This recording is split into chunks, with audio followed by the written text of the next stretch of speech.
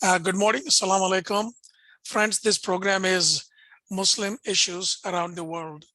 Here we talk about various issues, political, economic, social, cultural, whatever those issues where Muslims can come out and create a society which is good for not only them, for all others. Today we are going to talk about sea changes or tsunami changes in Sharia and hudud laws around the world, particularly in Indonesia. Let me share something that James had said. I'm going to preempt him when he comes. I hope he does share. Speaking at the G20 Interfaith Forum in Bologna, as Italy prepared to hand over its presidency to Indonesia, that is G20 presidency. Mr. Thomas also threw down a gauntlet for Indonesia's Middle Eastern competitors in battle to define to the degree which Islam incorporates principles of tolerance, pluralism, gender equality, secularism, human rights as defined in the Universal Declaration of Human Rights in 1948 at the United Nations. The battle, which is likewise determine which Muslim majority country. I mean, we talked about Saudi Arabia with Dr. Almaina leading, setting as an example. But in actuality, Indonesia has the largest Muslim population.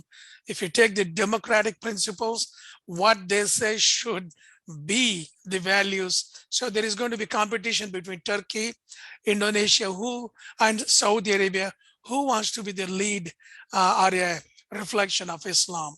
So this uncertainty will continue for a while until everything comes back to normal. And the budget of the powerful director of Diyanat, that is in Israel, I'm sorry, in Turkey, they are showing their financial muscle, putting 20% more towards religious affairs rather than the other affairs of the country, education. So that's one thing that's going on. And then drawing a comparison to Erdogan, politicization of Turkey's judiciary, Mr. Sajiturin noted that it weakens people's confidence in it, pleading with Erdogan. Mr. Sargetin said that the public politicization of the religion and the Diyanat ruins people's relationship with religion. I think you would never want this for the religion. For the religion's sake, please. And Mr. Comas noted in a gathering, this is a very solid statement. More than 20,000 Muslim religious scholars associated with Nahdlatul Ulama, that is the largest Muslim organization in Indonesia. They rule in the world, yes, absolutely. Yeah. Category of infidel, neither relevant nor applicable within the context of a modern nation state. That is a major change. In doing so, the Nahdlatul Ulama became the world's first major contemporary Sunni Muslim religious entity to seek to update the modernized Islamic jurisprudence. He stopped, Mr. Comas, the Minister for Education in Indonesia, he stopped short of laying out an agenda for dealing with other concepts in Islamic law that Nahdlatul Ulama clerics are identified as either problematic or obsolete, such as blasphemy. Nahdlatul Ulama has agreed that the concepts like dhimmi or the people of the book were recognized in the classical Islamic jurisprudence, but not granted equal status before the law, and apostasy had been invalidated by ruling on infidels. So these are all the very sea changes, and I would like Dr.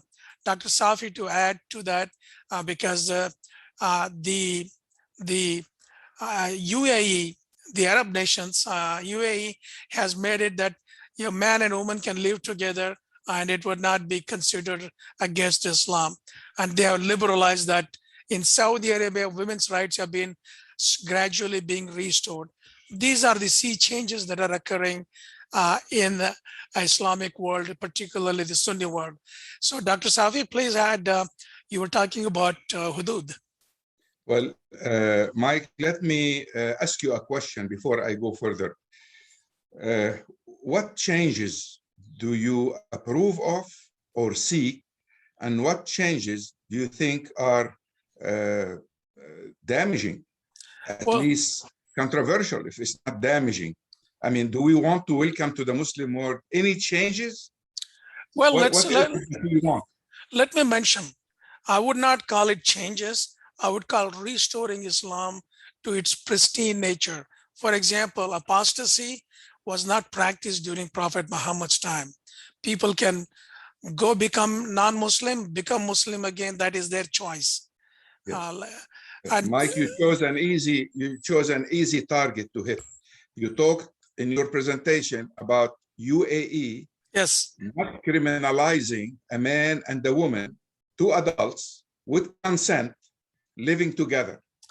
and that is And you thought, and you welcome that. okay. Is that something you are for, or is that something you are against? Because the Quran clearly does not allow that. Yes, yes, and I'm Where for do you stand? whatever the Quran allows is I'm there for it. If Okay. Quran does not allow, I'm not with it. Let me tell you what the Quran allows. The Quran allows any adult man to live with any adult woman if they sign a contract. This is what marriage is in Islam. Two Indeed. consenting adults signing a paper saying they decided to live together, but that decision has consequences. If they have children, they must recognize that these are their children. The man cannot whistle away from it. He cannot say, well, I was living with you, it's your problem, you got pregnant. He cannot do that. So Islam protects the right of the woman in that case. Exactly. He also has to respect the house that they're living in. He cannot bring another woman to the house just because she gave him consent to be with her. Yes. So he has to respect the sanctity of the house. The house of, see, this house, the minute you decide to live with a woman in it and sign a contract of marriage, become a holy place for you. It's Yes. as holy as it can be, so you need to respect it. Well, if it is not common sense, then it is not Islam. Not Islam. This is it. It makes sense. It makes sense to follow the Quran. Yes. Now, blasphemy is absolutely, in my mind, unnecessary, as a matter of fact, burdensome, and cause problems. Because, simple reason, I believe in the freedom of expression. So anytime we're talking about blasphemy, that means one person expressing an opinion a majority doesn't approve with, unless it has unless it's inciting trouble. Yes. No one should interfere with that freedom of expression. But the minute it starts causing problems and it causes people to die or to have property damage or anything else, then I'm against it. But freedom of expression should be absolutely respected. Freedom of assembly, freedom of conscience, all these freedoms are basic and were practiced by the Prophet sallallahu alaihi wasallam, who was the most knowledgeable of what the Quran preaches in his constitution of Medina. Indeed, indeed. And we need to continue to celebrate that constitution of Medina and build on it. Yes. I believe our constitution in the United States is only an expansion of that constitution of Medina. In fact, when you mentioned about, you asked me a question if I approve of certain things, blasphemy, apostasy, they are not part of Islam. They crept into Islam for political reasons. And all you, me, and 1,000 other people doing is take that out and clean the Islam as it was, which is a religion of respect for all human dignity, treat every human being on an equal footing. And that's what Islam is. And Islam is also not about ruling other people, forcible conversion. This is not part of Islam. So we're taking. Where does it say in the Quran that we need to go and invade other people? Nowhere. Nowhere. Absolutely. And anybody that claims that Muslims went outside their land, which was originally the Arabian Peninsula, went outside to spread Islam, I'll tell them to prove it. They have no proof. Muslims are only allowed to defend themselves. Yes. Two empires were threatening them at the time Prophet Muhammad died and slightly before that. The Byzantium on one hand and the Persians on the other. Yes. And they disrespected the Arabs tremendously and never absorbed the changes that happened because of Islam. They thought those Arabs are still the same Bedouin that they dealt with before that amount to nothing. Yes. So, yeah. So, I mean, the Byzantine prepared to wage war against them, and they were defeated. And then the Persian prepared to wage war against them and were defeated. But this is where it stops. Exactly. No need to go to Armenia or to Indonesia or to, they didn't go with an army to Indonesia, but Indeed. they went to India. They went to India and to other places. Now, let me tell where in India, for example, Islam came in this 632 Prophet Muhammad, peace be upon him. He passed away in 639. 7 years later, the first mosque outside Arabia was built in Kerala, India. And yesterday I was listening to another program. They said that there was another mosque built in the 7th century in Chennai, which is Madras. And I believe somewhere near Bombay. So Islam was there much, about 400 years before the people, supposedly invaders, came from that part of the country. It was spreading peacefully because there is no, you cannot force people to be Muslims. There is no compulsion in religion. Absolutely. We're not allowed to force anybody to change their faith. But some excited people have done forcible conversions, and which is a shame. They have done some. Where is that? In India, they have done some. That's individual. Individuals. That doesn't count. They're individual. Yes. But they were not the state forcing others. But it is also not Islamic. Neither the Mughal Empire nor the other Muslim emperors in India never forced anybody. Yes.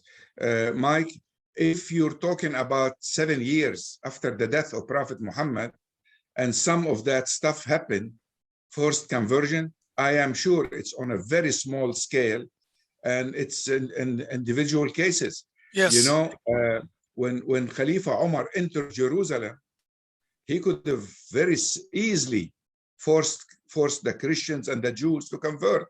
Instead, he visited them, refused to pray inside the holiest church in Jerusalem for the fear. And he said, it's not like I'm guessing, he said, for the fear of Muslim turning it into a mosque. Indeed. He prayed outside. Yes. So that should be an example for all Muslims. Exactly. You know?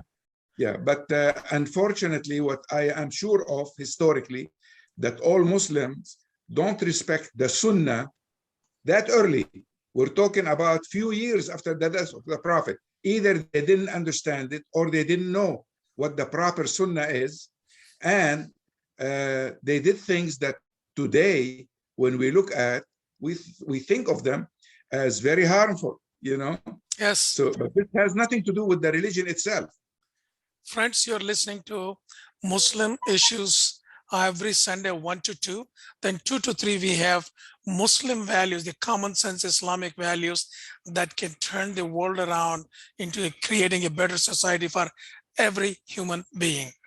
And today we were going to talk about, we are having a conversation right now about 1:30. In about 13 minutes, we will open the floors for anybody to have any questions.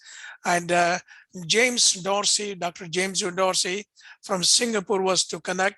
It's 1 o'clock in the nighttime. I don't know if he fell asleep or what, but he was supposed to, he eloquently written about the changes that are occurring in Indonesia, the largest Muslim nation, in UAE, Turkey, well, Turkey is going back, and Saudi Arabia. And these are sea changes. I hope he joins us. If he joins us, we'll have him. If not, we'll have him another time. But at this time, Dr. Safi Kaskas and I are carrying a conversation about the changes in Sharia laws and what its limitations. We're asking some questions. We will ask you to ask questions after 1:30 in about 12 minutes. Dr. Kass, go ahead, please. Actually, when I finished my Quran translation, I was contacted by an organization that print usually Arabic Quran and spread them all over Africa. And they wanted to introduce an English translation. So for some reason, they selected my translation and invited 19 scholars from 3 Islamic universities in Sudan to study the translation. They gave them 1 month, gave them copies of the translation to study for 1 month, and invited me to come and meet with them. Actually, we met only for half a day, and they had scheduled 2 days of discussions. And after I presented my methodology for the translation, they decided that they don't need to hear anymore because they like the assumptions I made before I started my own translation. When their letter of recommendation to approve and accept the translation came, it had one major exception. It had minor exceptions, like why do you use God instead of Allah? Well, because my audience is American. I did this translation for the West. Yes. So in the West, God is Allah, and Allah is God in the East. Same word, the 2 words meaning one thing, our Creator. These were simple things. The one major thing they objected to is when we talked about hudud, when the Quran talks about hudud, like cutting the hand of the thief, or flogging some people who commit certain crimes. I said those limits that are mentioned in the Quran are maximum limits that Allah imposed on people who commit these crimes. But He left it to every society to decide based on their state of mind. At the time they look into it to decide on the minimum. And I gave an example. Suppose someone who's 14 years old shoplifted something from Macy's. Do we cut his hand for the first offense? No. We don't. We may send him to the Islamic center in his neighborhood and tell him to go and listen to the Imam for a month and learn more about Islam and bring a certificate that he did this. Now, I want to add there, this is where Dr. Kazkas and I are working on it. Today, I wish James Dorsey was here to talk about the changes in Sharia in Indonesia, Malaysia, Saudi Arabia, and other places. But when he joins, we will have him. But meanwhile, we are talking conversation. What we need to look at the theft, cutting of the hands. What we have failed to see is the essence. The essence of cutting the hands at that time, prevalent at that time, was preventing the guy from stealing again. That is the intent. So if you apply the same intent now, we can put the guy in the jail. We don't have to cut his hands. But Mike, even that is wrong.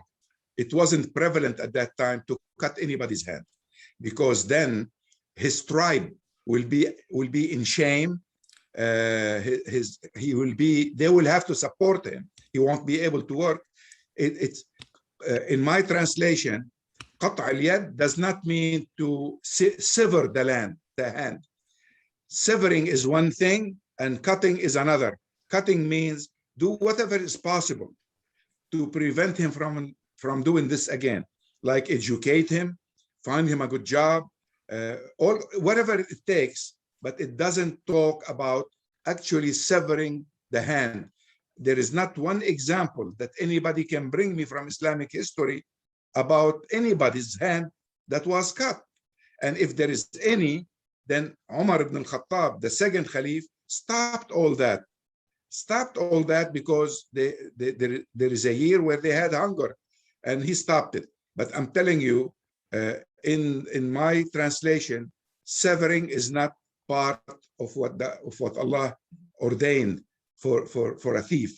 It's prevent him from committing that crime again. Exactly. We got about 7 minutes before we open the floor. Annie Zonewald is here. I hope she can, we'll give her the floor right after at 1:30. Let's quickly talk about stoning the women. That is part of that Sharia, not Allah's Sharia, but the man-made Sharia, stoning the Well, women. Let's talk about it. And also the daraba, the word daraba that you have also translated. Let's talk about those in the next 6 minutes. Actually, stoning women is not part of Sharia. It's an understanding of some scholars, but it's not a general understanding at all.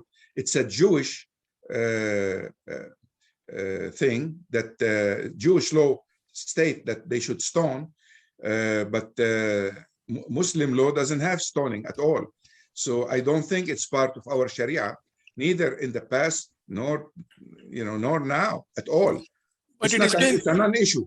But it is practiced in Iran. The famous case came about 2 years ago. A woman was buried in the sand to her neck, and everybody was throwing rocks at her. I saw that in Afghanistan, but not in Iran. In Iran also it happened. Okay, well, it's not Islamic at all. Okay, fair enough. Whoever does, it's not in the Quran, by the way. Yes. At all. Friends, this is what we're trying to do.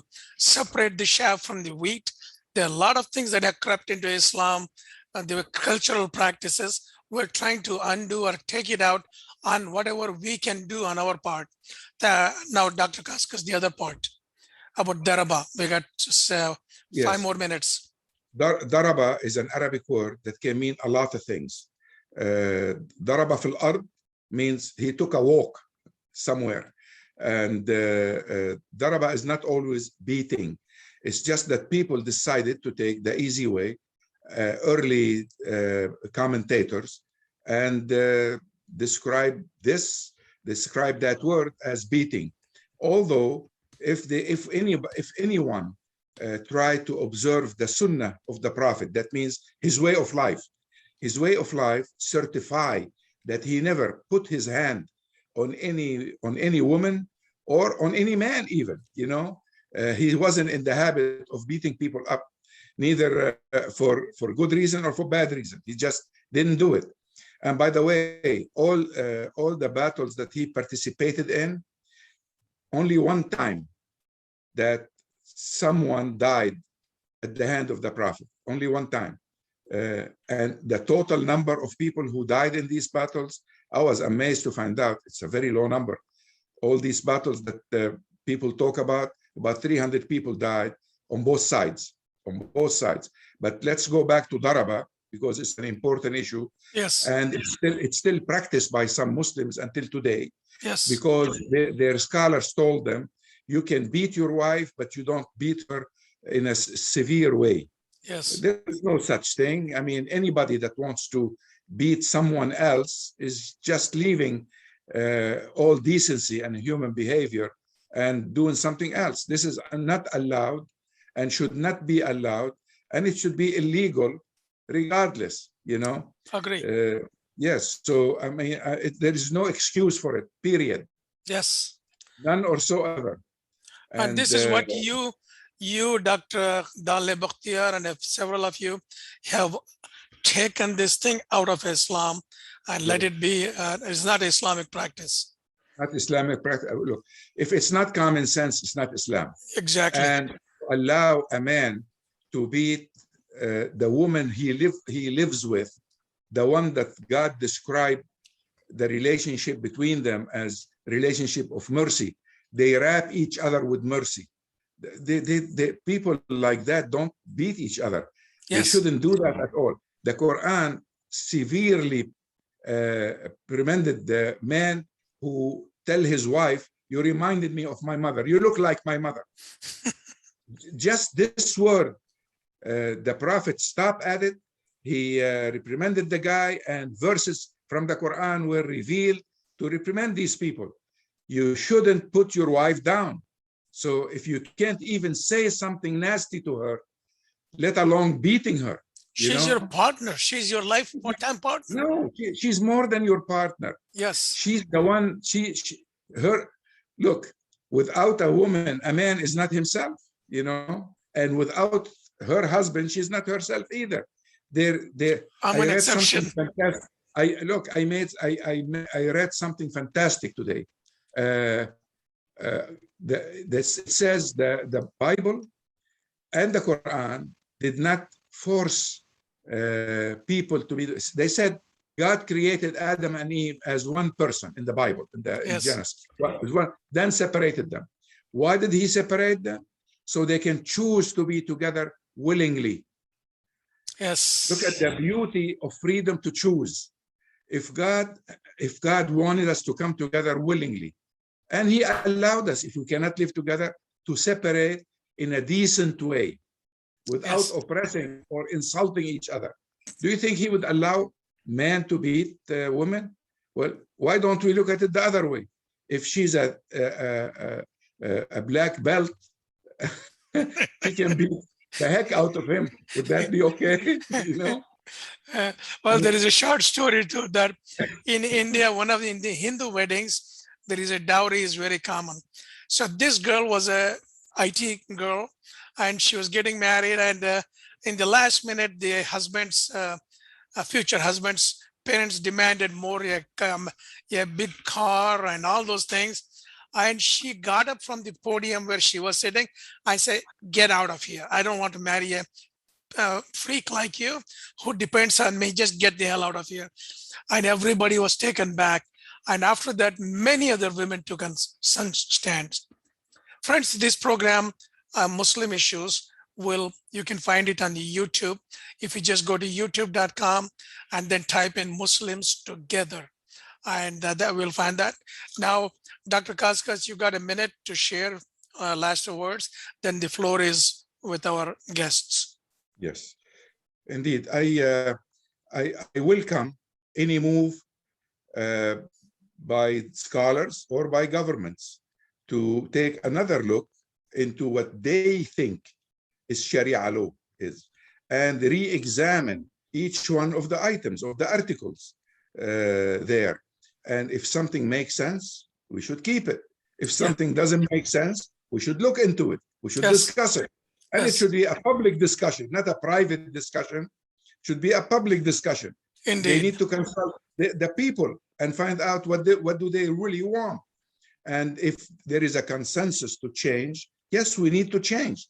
But I'm telling you right now, there is nothing in the Sharia law as specified in the Quran that need to change. What we need to do is have a better understanding of those laws. So it's not that we want to change something from the Quran. The Quran is eternal. What we need to do is change our understanding of what Allah is telling us in the Quran. And this is what I'm doing every day. In fact, indeed. You know, I'm trying to make clear to people what I think, my understanding of what God is telling us in the Quran. That's what I do. Yes. Friends, we are about to open the floor in a second. You can always, we got the next program starts at 2 o'clock. We close this at 1:45. The links will always be at the site worldmuslimcongress.org. Right on the top of the homepage, you have the links to look at it. So now the floor is open to anybody, but I would ask Annie Zoniwald, if she is still there, to ask any questions she has. She is leading the charge of the progressive Muslims, and they're expanding all over the world. Annie? Annie, are you there? But anybody is open to ask questions right now. Samira? Yes, go ahead. I had to unmute. Samira, I had to unmute. Unmute, yes. Yes, I just did it. So I have two questions. Yes. The first one is regarding... I like your hair. Oh, yeah, you know, there is really a problem with the camera when I put a background. Yeah. And when I remove it, my head is upside down. So I don't know what to do. We like you any way you are. Yes. Thank you. Thank you very much. So my question, well, I have two questions. The first one is regarding the last will in Islam. According to the Quran, we have to write a wasiyah. Yes. And afterwards, the different, the people are supposed to share among the members of their family the share that is for men, women, etc. According to the heritage law. Yes. Yeah, yes. Yes. Okay. But how come that there is a last will and at the same time that there is a Sharia regarding the sharing of the heritage? Yes, very good question. As a matter of fact, we Muslims are going against the Quran instructions with this completely. There are several verses in the Quran that says the money is distributed after two things: وصية يوصي بها أو دين, either the will or and plus any debt the deceased have. So before you divide the money among people who are inheriting according to the Quran, you have to satisfy two conditions. One is to, if he has a will, you have to respect his will first. Second, if he has a debt, you have to settle his debt first. But our respected scholars came with a hadith, one hadith. No other exists, one hadith. It says, La wasiyyata liwarith. One who are specified in the Quran as one of the inheritors, wasiyya, the will, does not apply to him. Well, let me tell you, many, because of this, many Sunni Muslims turn into Shia Muslim because they have one daughter and they don't want the money to go anywhere else. They want this daughter to have the money. So they change their sect, or they try to play games around in order, because this doesn't make sense. For instance, in anybody's case, they want to give, suppose I have a daughter and she didn't get married and she's not gonna get married, and my son is already married and have a family and everything. I have enough money to give her to some wealth to live on in a proud way, in an honored way, and give him the rest because he has a job, he's outside competing in the market, and he has his own income, he has his own wealth. Today, Islamic law prevent me from giving this amount of money to my daughter because she legally inherits from me. And the law, this hadith that they came out with, say you cannot be subject to a will if you're one of those who will inherit. I think that need to be changed, by the way. We need to reconsider this because it's not fair. And in the 20th century, in the 21st century, it does not apply as it used to be one time when the circumstances were different. Today's circumstances dictate new things, new solution to all problems, and that's what we need. Basically, it should vary from one area to another, should not be universal, because in some places what I'm saying applies and in other places does not apply. So as a first step toward changing things, maybe a judge should look at every case separately if somebody petitioned the court to reconsider. You know, Indeed. There are many ways we can solve this. Samira, would that answer your question, or you have a follow-up? Yes, it answered, and at the same time, I'm also wondering regarding the share of the woman compared to that of the man, because well, the situation might be different according to families, according to different conditions. Yeah. So I heard, well, I have watched a few years ago part of a video of a Muslim scholar who said that, who highlighted the fact that there was a problem of interpretation regarding the shares of the woman and that of men, and that a woman shouldn't get half of the shares of the man. So what is your opinion regarding this point? Is there a problem? Yeah, if you're talking about Dr. Muhammad Shahrour's opinion on this, the late Dr. Muhammad Shahrour, I've listened to him, I've read his books, I considered his ideas, and I'm still not convinced that what he's saying apply to what the Quran is saying. Look, I'm one not has to talking about respect the him. other. Sorry, Well, I'm not talking whoever- about him. Yeah, but whoever say that, for instance, suppose I'm saying today that the share of the women should be equal to the man. I'll give you the ayah, the verse that talk about this.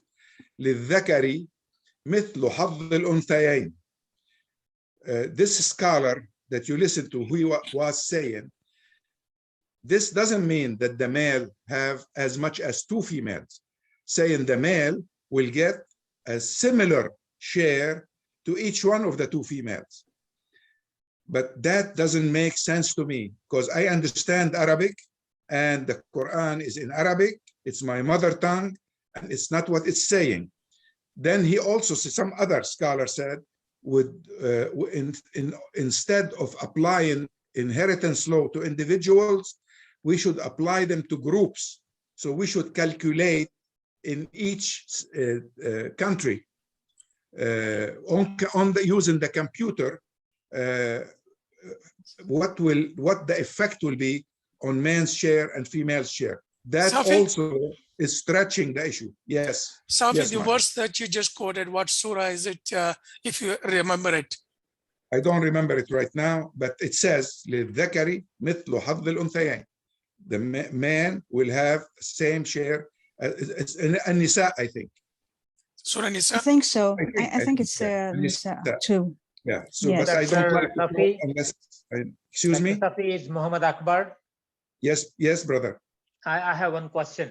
Yes. As Sister Samira asked about the sharing of the wealth, half and half between son and daughter, I heard Yes. from one of the, I don't remember exactly who was the scholar, but what he told, that if the hire or the wealth is divided before the death of the father, the parent, Yes. then it Yes. should be same, half and half.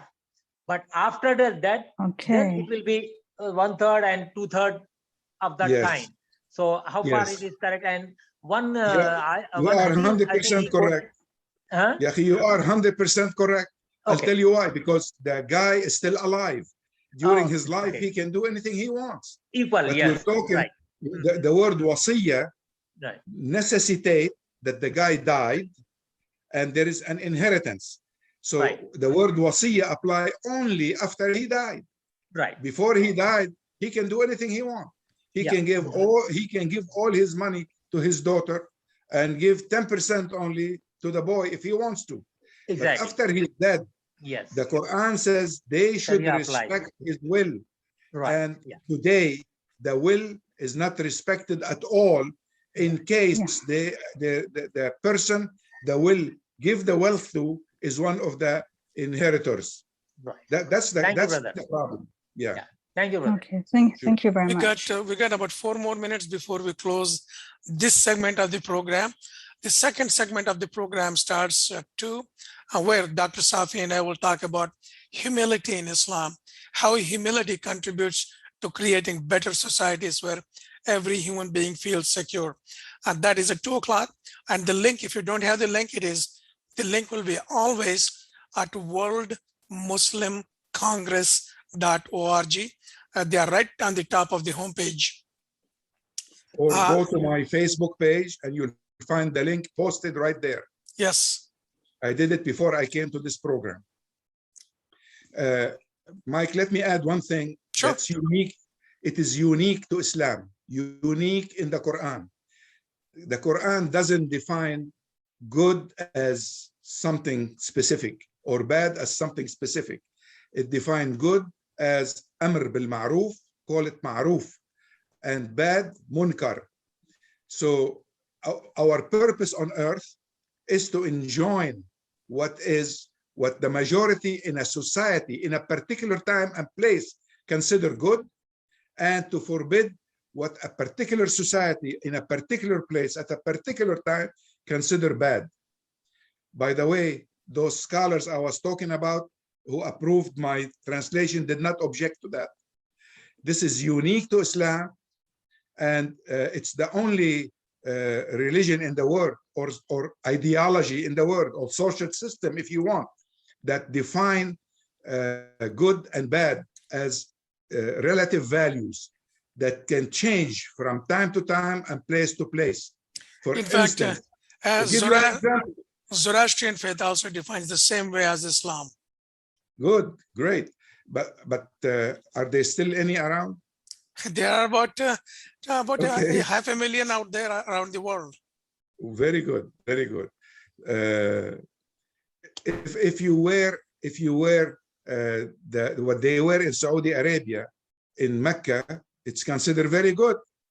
If you go to somewhere up in Nebraska and walk downtown with that kind of clothes, they might call the police on you. So, I mean, it happened. That's the reason I'm saying it.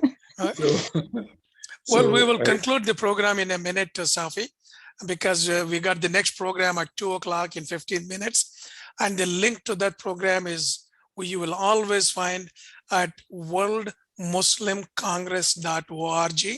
You'll find the second link. Today's program, this morning's program, was about Muslim issues around the world.